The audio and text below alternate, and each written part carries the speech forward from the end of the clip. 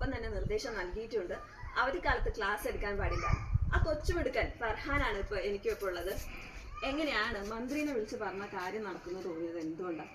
പത്രത്തിനും കാര്യങ്ങളിലൊക്കെ നിയമത്തിൻ്റെ അവധിക്കാലത്ത് ക്ലാസ് എടുക്കരുത് ഒക്കെ കണ്ടപ്പോൾ ഞങ്ങൾക്ക് തോന്നി വിളിച്ചല്ല ക്ലാസ് ഉണ്ടാവും.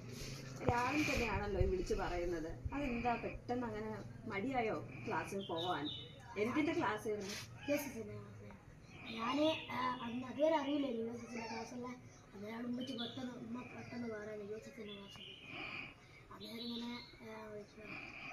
അപ്പോൾ എവിടുന്ന നമ്പർ കിട്ടിയ? മന്ത്രിയുടെ നമ്പർ എവിടുന്ന കിട്ടി? അപ്പോൾ മന്ത്രിനെ വിളിക്കാൻ പേടിയൊന്നും ഉണ്ടായില്ല? മന്ത്രി എന്തെങ്കിലും പറയുമോ? അങ്ങനെ ഒരു പേടിയൊന്നും ഉണ്ടായില്ല? മറ്റേ മന്ത്രി എന്തൊക്കെയാ പറഞ്ഞത്?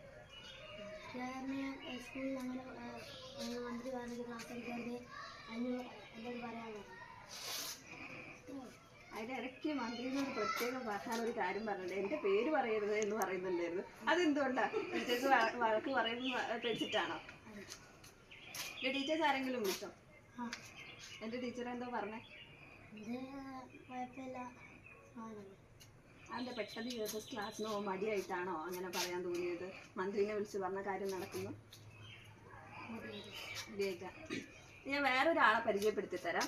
മന്ത്രിനെ വിളിക്കുന്നതിൻ്റെ ഇടയ്ക്ക് ഫർഹാന മന്ത്രിയുടെ പേരൊന്ന് മറന്നുപോയി. അപ്പം അനിയനുണ്ട് UKG പഠിക്കുന്ന അല്ലവീൻ. അവരോടാണ് ചോദിക്കുന്നത്, അല്ല നമ്മളെ മന്ത്രിയുടെ പേരെന്താണ്? അല്ലവീനാണ് പറഞ്ഞു കൊടുത്തത്. അതായത് കൊച്ചുമെടുക്കാൻ അവിടെ ഉണ്ട്. അതൊക്കെ എവിടെ നിന്നാണ് ഈ മന്ത്രിയുടെ പേരൊക്കെ മനസ്സിലായത്? ആണോ? ടീച്ചറാണോ പറഞ്ഞു തന്നത്? അങ്ങനെ മന്ത്രിനെ പരിചയമുണ്ടോ? TV-ലൊക്കെ മന്ത്രിനെ കാണാറുണ്ടോ?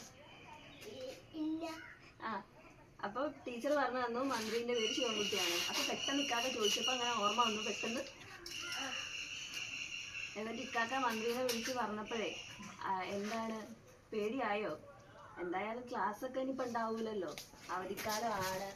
എന്തെങ്കിലും ഇക്കാക്കേനെ മന്ത്രി ചീത്ത പറയോ അങ്ങനെ എന്തെങ്കിലും തോന്നിയോ? അല്ല വീട് സന്തോഷായോ?